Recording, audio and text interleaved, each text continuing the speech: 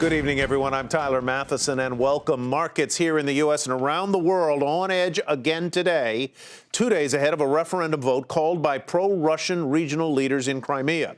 The question, whether to stay part of Ukraine or secede and become part of Russia. Moscow spent this Friday shipping more armed forces into the disputed region and repeated threats to invade other parts of Ukraine in response to violent outbursts by protesters demanding that the Kremlin pull back its troops and heavy artillery.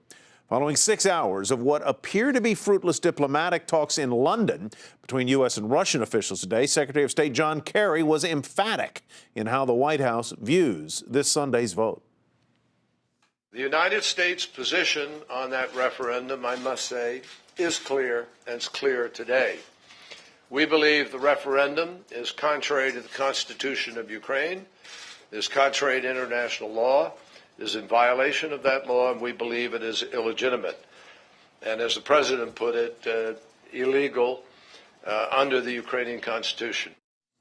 Steve Sedgwick is in the Ukraine capital of Kiev and has more on how things are shaping up ahead of Sunday's referendum.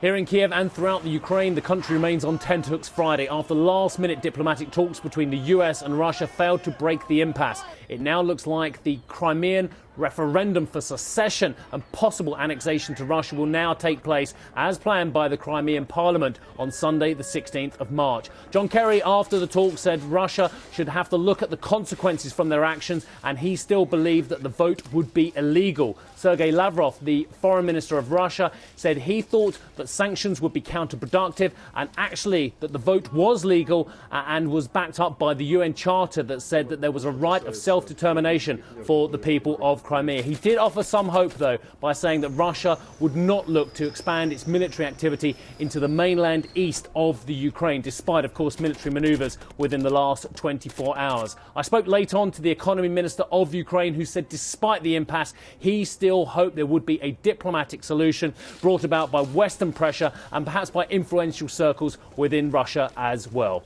Steve Sedgwick for Nightly Business Report in Kiev. Late Thursday night, acting Ukrainian Prime Minister was in New York City after addressing the United Nations Security Council and meeting with a Ukrainian American advocacy group. He was asked about Sunday's referendum in Crimea and how his government would respond if it passes as expected.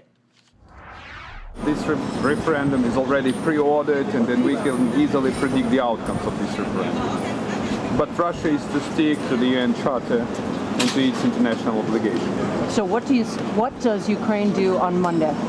On Monday? Yeah, after the results come out.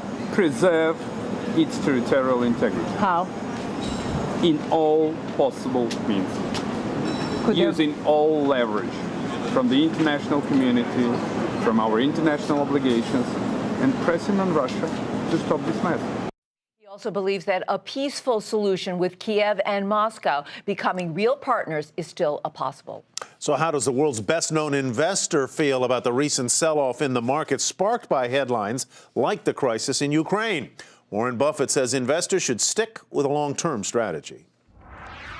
I would bet a lot of money that income from a diversified group of stocks will increase significantly over the next 20 years. So the headlines will not make any difference in that. Stocks can go up and down. They always will go up and down. But American business is going to move forward over time. Buffett also warned that another financial crisis, like the one we had in 2008, will happen again, but not for some time. And he said it won't happen the same way.